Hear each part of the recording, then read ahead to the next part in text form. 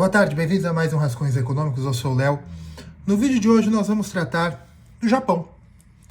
Tá, gostaram da bandeirinha aqui? Bem, no vídeo de hoje nós vamos tratar do milagre econômico do Japão no pós-guerra.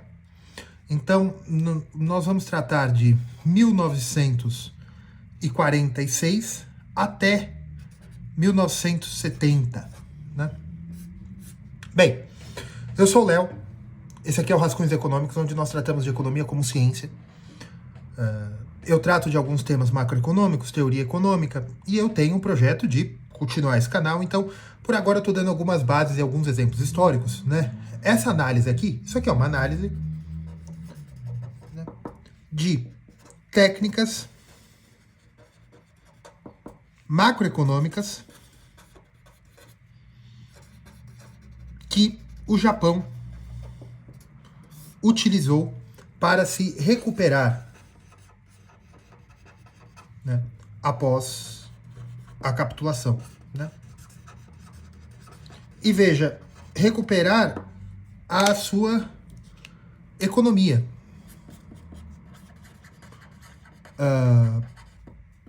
Bem, quando nós falamos de macroeconomia, né, nós temos que citar a Segunda Guerra Mundial. Por quê? A Segunda Guerra Mundial, depois da Segunda Guerra Mundial, muitos paradigmas macroeconômicos foram estabelecidos, né? Nós temos a substituição de importações, né? Nós temos a CEPAL. Léo, você está falando de Japão, você vai falar de CEPAL? Porque nós temos o guarda-chuva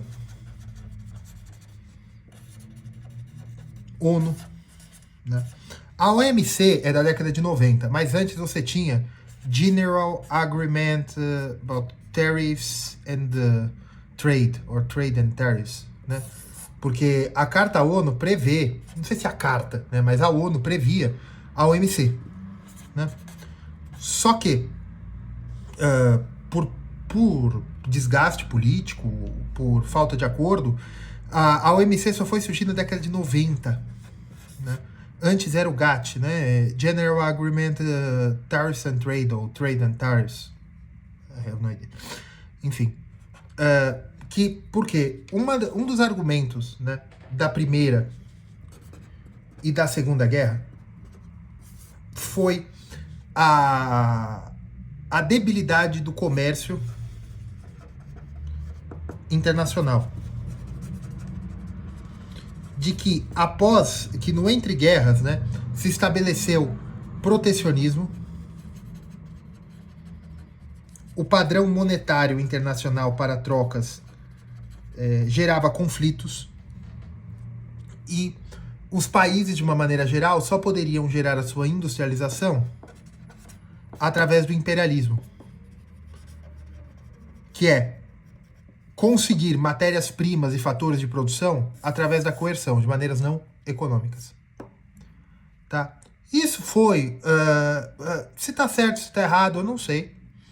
Mas eu tendo a achar que tá errado, mas, enfim, eu nunca estudei as razões econômicas que levaram à Segunda Guerra Mundial, no Entre Guerras, porque, na verdade, eu acho que não foram razões econômicas.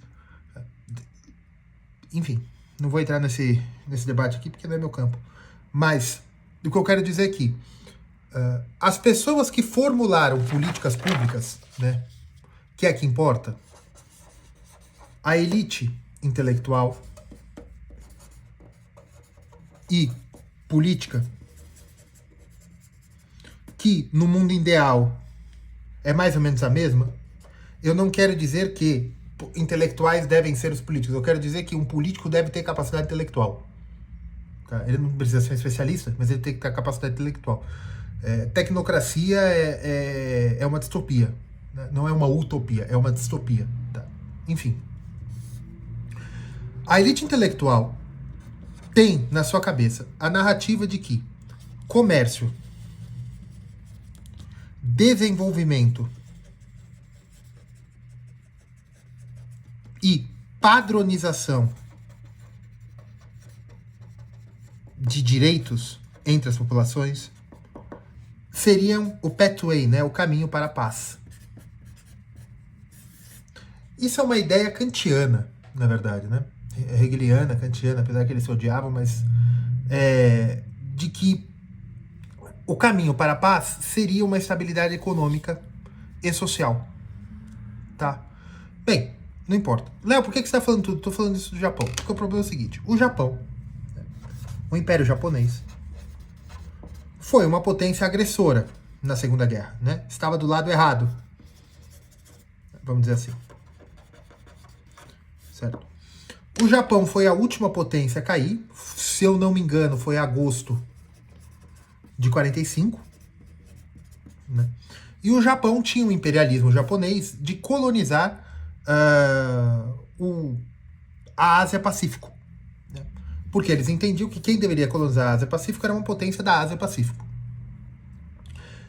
O Japão tinha uma capacidade industrial, tinha uma indústria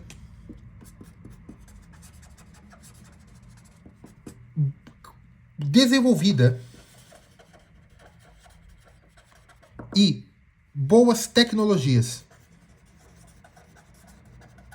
Tinha um domínio de tecnologia antes da guerra, né?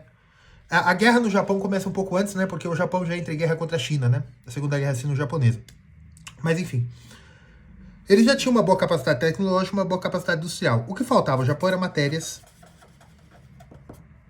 primas. Aqui, tanto industriais como comida. E necessidades básicas. Tá? O que a nova ordem, né? A ordem liberal,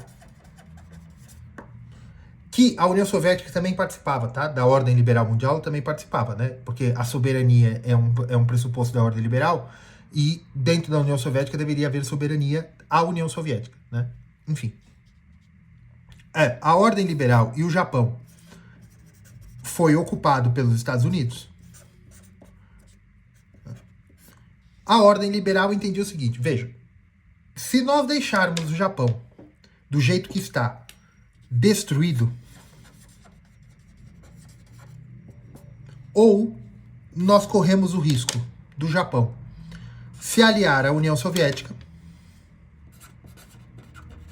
ou entrar numa guerra civil como na época, em 45, estava a China,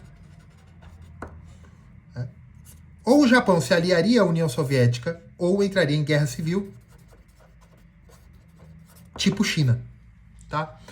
Aí tem uns acertos políticos que o imperador continuou tal, mas o importante pra gente é o seguinte, os Estados Unidos entendem que o Japão tem que se desenvolver para evitar problemas sociais, para que o Japão não vá para este lado. Certo? Muito bem.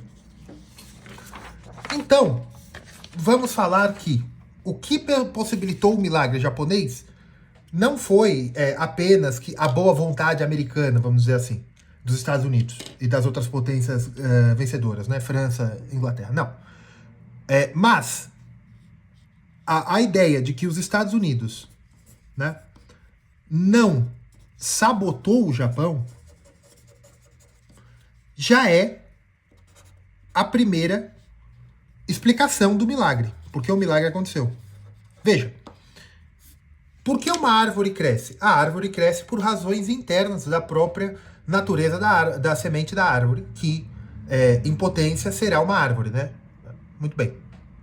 Só que, se alguém vier e destruir a árvore antes que ela tenha robustez o suficiente para... eu posso destruir uma sequoia, né, aquela baita árvore californiana, eu posso destruí-la. Para eu destruí-la, eu vou precisar de uma baita de uma ferramenta, e ela é enorme, talvez eu não consiga, né? Eu vou precisar de uma serra, eu vou precisar de fogo e qualquer outro tipo de coisa muito poderoso para derrubar uma sequoia. Não, se a sequoia estiver muito pequena, eu posso pisar e quebrar a muda, tá? Entenderam o que eu quero dizer? Os Estados Unidos não se opor, né? Não se opor ao desenvolvimento japonês possibilitou o desenvolvimento japonês. Porque caso os Estados Unidos se opusesse ao desenvolvimento japonês, ele não ocorreria. A economia japonesa é muito forte. Na década de 90, todos acharam que eles iriam sobrepor os Estados Unidos.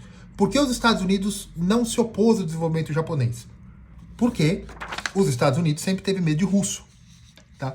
Então, eles não quiseram, eles ficaram com medo que a destruição econômica japonesa levasse os problemas sociais japoneses a uma canalização para o Partido Comunista e tal. Não, eu creio que não está tão errado esse pensamento e esse medo, porque o que os Estados Unidos tinham medo eram os erros do Tratado de Versalhes, né? Léo, você está tratando muito de política. Não, isso foi uma discussão que Keynes teve. Keynes teve essa discussão com o estamento burocrático inglês e americano sobre economia, né? Ele era um consultor, ele era economista, mas eu digo, ele trabalhou como consultor, ele era um conselheiro, né? E ele diz o seguinte: nós não podemos isolar as potências perdedoras, porque nós corremos o risco de acontecer a mesma coisa, os mesmos movimentos políticos no entre-guerras, né? E também o medo deles irem para o lado soviético e chinês da Revolução, da Guerra Civil. Tá bom? Então vamos lá. Como é que estava o Japão em 1946? Tá? O Japão, vamos falar no pré-guerra, né? O Japão no pré-guerra tinha 70% da sua indústria, 70% do seu PIB, voltado a atividades bélicas. O capital produtivo japonês era voltado à atividade bélica. A população japonesa não vivia tão bem, porque a população japonesa era majoritariamente rural, vivendo em propriedades de arrendamento. 40% das terras aráveis eram arrendamento. Arrendamento é quando você trabalha na terra, a terra não é sua, e você paga uma taxa para o proprietário da terra. Isso, mutatis mutandis, é feudalismo. Tá? Entre 1 milhão de aspas. Tá? Você tinha o senhor de terras, e você, como trabalhador, você pagava aquele senhor de terras um excedente que você tinha, ou às vezes não um excedente, você pagava uma taxa para utilizar a terra dele. Isso no pré-guerra. Só que, durante a guerra, capital, tá, gente? 25% do capital fixo japoneses, fábricas e equipamentos foram destruídos. E dos que restaram, eles já eram obsoletos. Porque vocês têm que ver que eram máquinas da década de 30. Tá? E eram máquinas a carvão. E a produção de carvão japonesa praticamente acabou. Ela saiu de uma produção de 7... Não, isso aqui é aço, né? Mas ela praticamente acabou. Ela chegou a 10% do que era no pré-guerra. O Japão precisava importar carvão, né? A produção de aço japonês reduziu-se de 7 milhões de toneladas para 0,5 milhões de toneladas, também conhecidas como 500 mil toneladas de aço. Porque precisava de carvão. E o Japão, o que precisasse importar, teria que importar. Veja que nós estamos voltando ao mesmo problema que levou o Japão, ao que os americanos e ingleses entenderam que levou o Japão à guerra, né? O shortage, ou a falta de matérias-primas. E, numa economia de ordem liberal, matéria-prima, para você ter acesso à matéria-prima, você precisa de divisas. O que são divisas? Divisas é dinheiro conversível. Dólares, naquela época não tinha euro, né? E o marco alemão também acho que não era tão importante. Então, é dólar, né? Porque nós estamos no ápice de Bretton Woods, né? Que todas as moedas são conversíveis em dólar, são conversíveis em ouro através do dólar, né? Então eles não tinham divisas, eles não tinham dólares. E assim eles não poderiam importar matéria-prima. Em 1939, né? O PIB japonês, eu vou passar essa estatística, tá? O PIB japonês em 39 era na casa de 184 bi de dólares.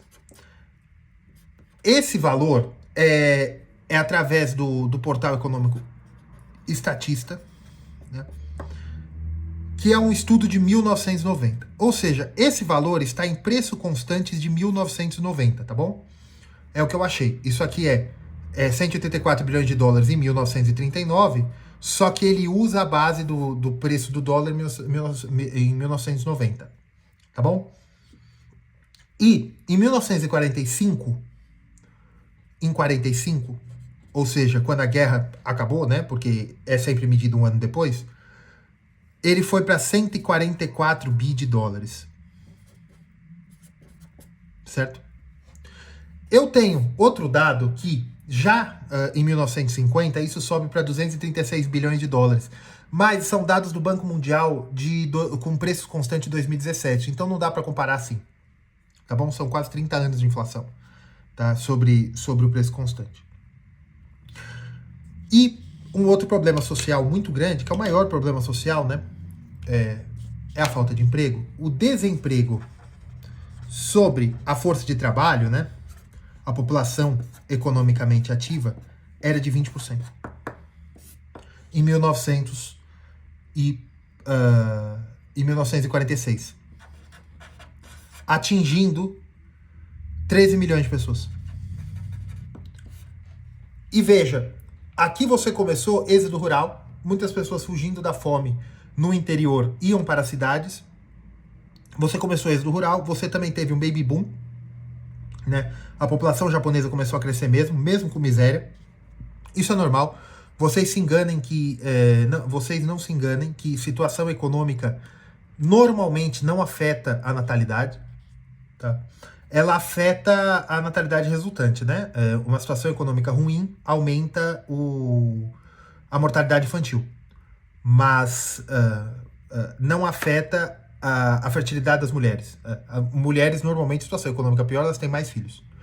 Porque, eu sei, mas eu não vou falar aqui, tá? Eu sei no sentido que eu tenho minha teoria, né? Mas eu não quero ir preso. Enfim, e aqui, o Japão sai, em 1945, de 72 milhões de pessoas para, em 1950, para 83 milhões de pessoas. Aqui não é só crescimento populacional. Teve muitos japoneses que estavam em outros países que eles colonizaram, principalmente Manchúria, né? Eles estavam em outras localidades da Ásia e eles foram deportados de volta para casa, tá? E isso agrava a situação econômica. Em 1945, né, se estabelece o Supremo Comando das potências aliadas,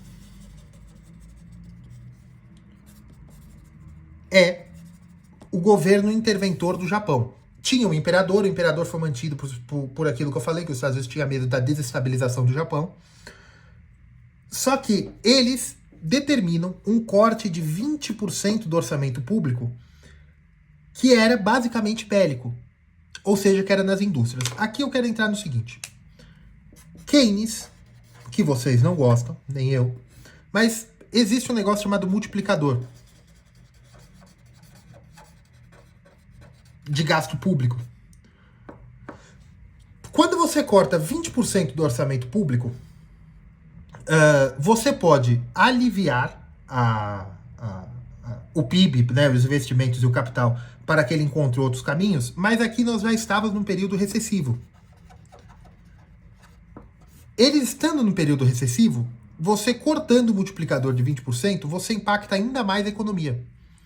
Se não só a economia, você gera mais estresse social. Às vezes a economia não é só número de desenvolvimento, às vezes também é estresse social, tá? E aí, em 1946, aqui é o governo do Japão. O governo do Japão resolve, em 46, estabelecer a lei de terras. O que eles resolvem fazer? Eles fazem uma reforma agrária em que 1/3 Um terço é mais de 30%, tá? Um terço de todas as terras agráveis, né? Ou seja, toda a terra de agricultura útil, né? Um terço foi passada para pequenas propriedades na mão de 4,7 milhões de agricultores. Veja, isso aqui pode ser deseconômico, mas isso melhora o estresse social, o que você permite você gerir melhor a economia, porque você está resolvendo um estresse social. Tá? E aí, também, lembra que eu falei do regime quase feudal, do arrendamento de terras? Antes no Japão, o arrendamento era metade das propriedades agrárias eram arrendadas. Com essa lei, apenas 10% ficaram arrendadas. Você deu título de propriedade para 4,7 milhões de famílias.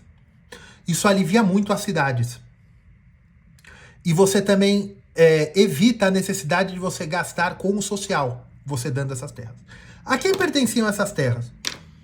Veja, a imigração japonesa para o Brasil foi, principalmente no começo, basicamente de japoneses católicos que foram ainda feitos por São Francisco Xavier, né? Foram convertidos por São Francisco Xavier e seus discípulos, vamos dizer assim, na década de 1490 até 1530, né? Quando os primeiros portugueses chegaram ao Japão. E eles chegaram em Hiroshima, ou Nagasaki, uma das duas, não coincidentemente, e converteram uma boa parte daquela população ao catolicismo. Você teve uma repressão do governo japonês, né? A proibição, depois o fechamento do Japão totalmente, mas aquela população continuou japonesa, né? Era uma coisa alta, era 10% da população japonesa que eram católicos da linha portuguesa, tá? Jesuítas. E com as reformas da década de 1840, o imperador permitiu, já em 1900, que esses japoneses pudessem sair do Japão. Esses japoneses que não eram japoneses que eles consideravam 100% puros, porque eles eram japoneses católicos, principalmente no começo, né? E essas negociações começam com Dom Pedro II, né? Em 1870, de que Dom Pedro II era o protetor dos cristãos, né? Então Dom Pedro II foi para muitos lugares do Oriente Médio, ele foi para o Líbano, ele foi para o Egito, né, que era o Império Otomano ou disputa ali com a Inglaterra, de que esses cristãos pudessem vir ao Brasil e serem recebidos pelo imperador. Então você tem muitos árabes cristãos, né, libaneses e sírios cristãos, você teve armênios e gregos também. Os armênios vieram depois, né, já com o genocídio armênio, mas os gregos já vieram a partir da década de 1890. Você teve também, a Itália era um país secular, né? Ela se formou, aquela monarquia já foi contra o Vaticano, não, né? Contra os Estados Pontifícios, mas também foi a mesma coisa lá. E no Japão, já havia muitas negociações. Em 1908, vem o primeiro navio japonês para o Brasil, com japoneses católicos, né? Depois vieram japoneses também com a religião endógena do Japão, mas basicamente eram japoneses católicos. E muitas das terras que os latifúndios se apropriaram eram terras desses japoneses católicos. E eles devolveram, vamos dizer assim, para outros japoneses que ali ficaram. Tá bom? Então isso é normal na história de um Estado, em que o Estado começa a crescer, toma terras de um grupo que ele não gosta, redistribui para sua esfera de poder, né, terras ou propriedades, redistribui para sua esfera de poder. Quando houve o rompimento do regime, o regime japonês que existia ali, né, não do imperador, mas daquele pessoal que estava ali, eles para se manter no poder, eles devolveram essas terras não aos mesmos japoneses que foram expulsos, né? Gente, foi muito japonês que foi expulso do Japão. Muito, muito. Nós estamos falando de quase 3 milhões de japoneses. Entre Brasil, Estados Unidos e Peru. Foi muito japonês para o Peru também. Para a República do Peru. Tá? Enfim. Para os Estados Unidos também. Foi uns 3 a 4 milhões de japoneses, né? E eles recolocaram essas terras 4,7 milhões. Então, enfim. E aí, o Japão faz isso melhora um pouco a questão da fome e da superpopulação Na verdade, não melhora a superpopulação das cidades. As cidades já ficaram com superpopulação, aumentou-se a densidade urbana em números de 50% a 70%, porque 50% de Tóquio havia sido destruída, e eles não tinham capital para reconstruir Tóquio. Então você teve a favelização de uma área grande da Baía de Tóquio, e para evitar que mais gente viesse do Japão rural, eles fizeram essas reformas, que foi muito inteligente, certo? E você tem também os como é que é? Zaibatsu, se eu falar errado, que eram as grandes corporações, que era a Mitsui e a Mitsubishi, que eram grandes corporações que faziam de tudo. A Mitsubishi fazia de tudo. E até hoje, né, a Mitsubishi faz de televisão a avião passando por carros, certo? E até caminhões também, né? A Mitsubishi tem aviões, a Mitsubishi tem televisões, a Mitsubishi tem de tudo, né? E naquela época o nome era Zaibatsu, que eram grandes conglomerados, que era a concentração do capital em pontos da população japonesa que eram ligados ao imperador ou à elite militar. Você tem essa dissolução dos Zaibatsu e a instauração dos Keiritsu, né, que eram grandes conglomerados também, mas menos centralizados. Eles eram centralizados, mas a figura de capitalistas, não de pessoas ligadas ao regime. Tá? E aí você tem também, por influência do Supremo Comando de Potências Aliadas, você tem o Plano Dodge. O Plano Dodge fixa o ien a 360 ienes por dólar. É um câmbio fixo, né? Não era flutuante na época, porque a inflação estava 165% ao ano em 48. E ela vai para 20% em 1950. Só que o Supremo Comando força o Plano Dodge. Só que os japoneses não queriam o ien a 360, eles queriam o ien mais desvalorizados, a 1.500, não importa, mas eles queriam um ien maior que isso. Por quê? Para tentar valorizar ou subsidiar as exportações. Porque eles queriam atrair dólares. Mas o Supremo Comando Aliado força 360 ienes, e isso tem um potencial recessivo, que o PIB cai 5%, e isso baixa a inflação, né? Porque a inflação normalmente é resolvida com potencial recessivo, porque não dá tempo de você aumentar o potencial produtivo, né? Normalmente. E eu tô gastando uma quantidade de papel. Enfim. Aí a gente tem que... aí a gente tem os problemas, né? Vamos falar o começo das soluções. Em 1946, você tem também... As exportações eram apenas 5% do que eram em 1937. Vejam como o Japão estava destruído, né? E o iene,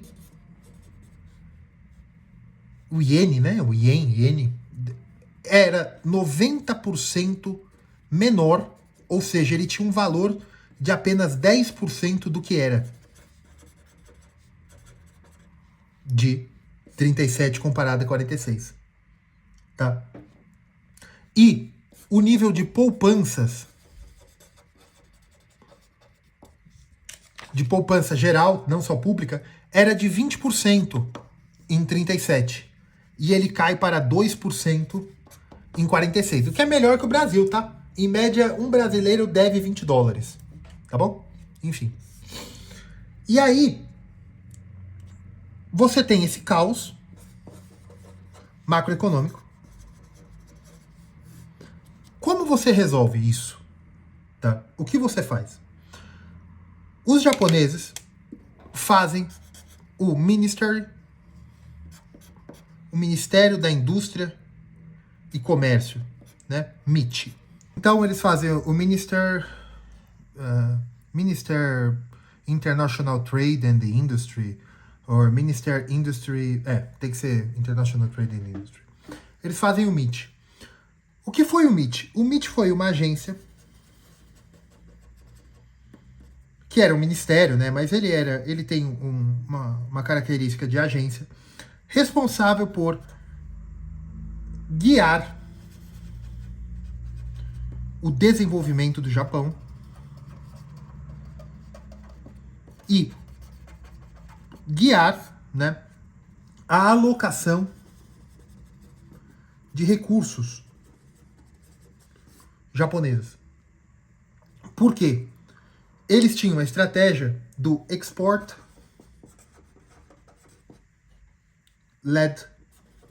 growth. Né? A exportação leva ao crescimento. Tá?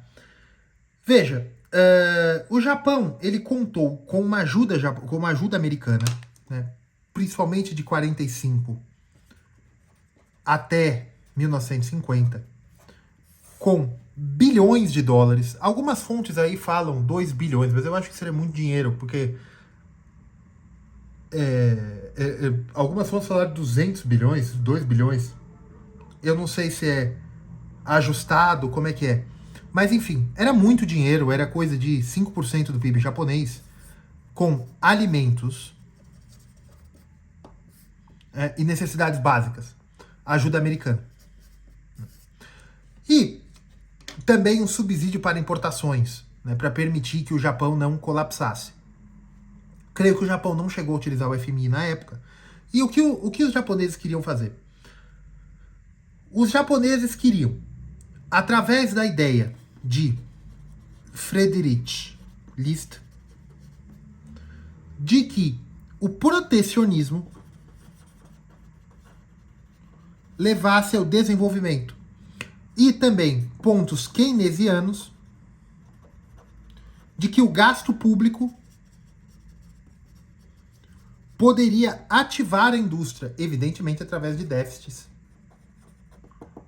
Né? Em que o governo, tendo déficits agora através de investimento público, isso lá na frente daria arrecadação, ou não importa, mas você levaria ao crescimento. Né? Ou arrecadação através da diluição ou através da própria inflação. Isso não é keynesianismo clássico, mas já se fazia assim. Tá? E aí você tem também a implementação. A implementação foi através dos planos quinquenais, né? Foi uma implementação soviética stalinista de planejamento setorial.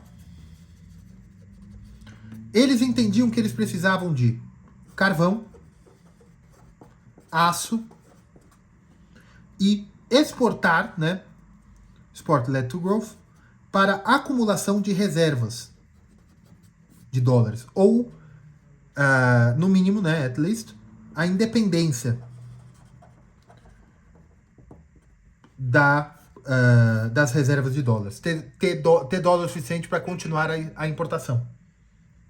Tá? Para manter as necessidades básicas da sua economia. Tá? Como é que foi feito isso? O MIT desenhou, o MIT, né?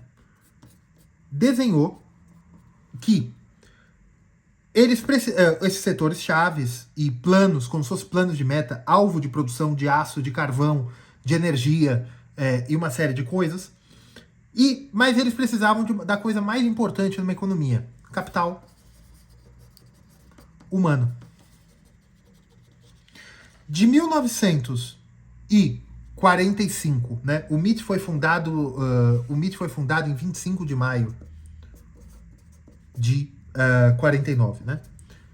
De 1949 até 1959, 70% de todos os graduados da Universidade de Tóquio foram recrutados para trabalhar no MIT. Eles queriam formar uma elite intelectual, mas uma elite de burocratas. Eles queriam apostar em patentes e maquinário. 1,5% do PIB japonês na época foi investido na formação de pessoal técnico.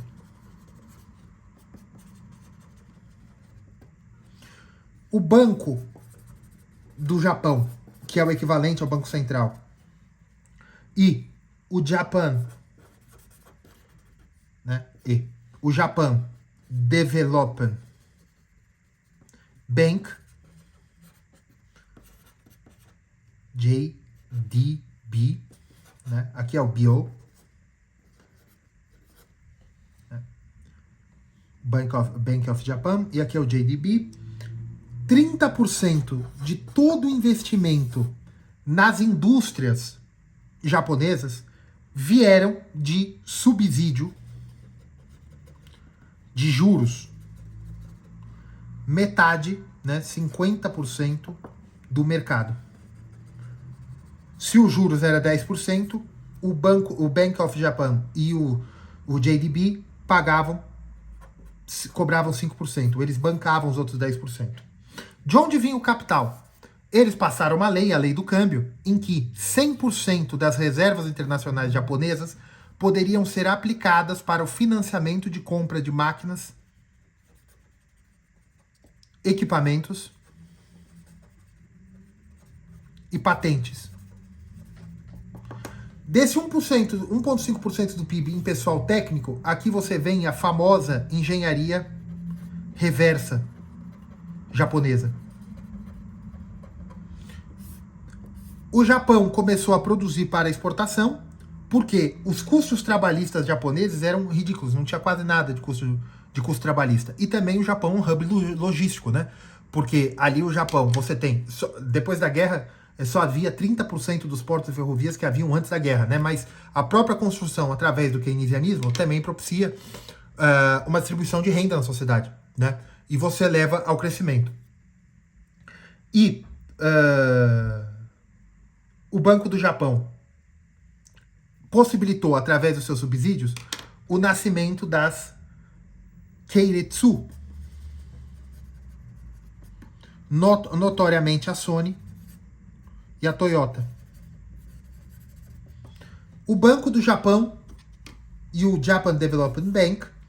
Depois você também tem o SoftBank, mas o SoftBank ele é um banco japonês, mas ele não é um banco estatal, mas é dessa cultura de investir em patentes, mais do que na produção interna. O maquinário, evidentemente, possibilitou a produção industrial, mas eles estavam mais interessados no desenho industrial, na patente. Por quê? Porque o Japão tinha um problema, e tem um problema até hoje, em matéria-prima. Então o capital entra no Japão através da produtividade de quem? Do pessoal técnico. No começo, através de máquinas e equipamentos. Mas no final, evidentemente, máquinas e equipamentos, porque celulares, computadores, planilhas de cálculo, esse tipo de coisa, ele não deixa de ser capital, mas é um capital cibernético, vamos dizer assim, né? Não cibernético, mas eu digo, você não pode comparar uma máquina injetora de plástico com um computador. Apesar que tem computadores mais caros que máquina injetora de plástico, né? Mas o tipo de capital, né? E isso levou ao crescimento japonês. As bases que o MIT fez de que 40% de tarifa de importação e um subsídio de juros para exportação levou o Japão a reacumular reservas. Essas reservas possibilitaram o Japão a comprar mais equipamentos. Logo, com a inflação causada pelas medidas keynesianas, aquela taxa de câmbio de 360 ienes por dólar já estava baixa, então você tem a desvalorização do iene, o que possibilita uma maior exportação. Isso já em 1970, os Estados Unidos começam a ter rusgas com o Japão, porque o Japão estava dominando o mercado mundial de televisões, né? O MIT, já em 1970, já começa a investir em supercondutores e em indústria de chips que nem existia direito, através da Sony, né? A Sony tem quase todas as patentes de leitura digital de arquivos de mídia, né? A Sony, a Toshiba, né? Eles desenvolveram essas tecnologias e eles impuseram o padrão no mundo através do livre mercado, né? Você podia ter uma empresa americana que produzia... eu acho que nem tem empresa americana que produz esses hard disks, né? Se tem, acho que não chegava no Brasil. Você tinha a Philips, né? Que a Philips até uma época chegou a ser da Ford, pelo menos no Brasil, mas você vê que você tinha também a Atari, né, que foi a primeira produtora e era americana, que era produtora de jogos, mas a Sony e a Nintendo logo passaram isso aí, através do investimento em pessoal técnico e também o estilo de produção japonês, né? O Just in Time, o Led to Sport, esse tipo de coisa, que possibilitou a atração de capital financeiro. E veja, uma boa alocação desse capital financeiro através de dirigismo estatal? Sim, através de dirigismo estatal. Mas nós temos que ver que o dirigismo estatal só deu certo porque eles formaram uma elite de burocratas. É lógico que deve ter corrupção no Japão, deve ter uma série de coisas, mas o desenvolvimento japonês e a glória japonesa, né, no pós-guerra foi muito maior do que foi antes. Né? E também você teve também depois, com o tempo, essas patentes, eles levaram fábricas para o Sudeste Asiático, né, para que ali eles pudessem ter a utilização de mão de obra mais barata que o próprio Japão. E assim você tem o milagre japonês. Tá certo? Um abraço, fique com Deus, curtam, compartilhem, e é isso aí.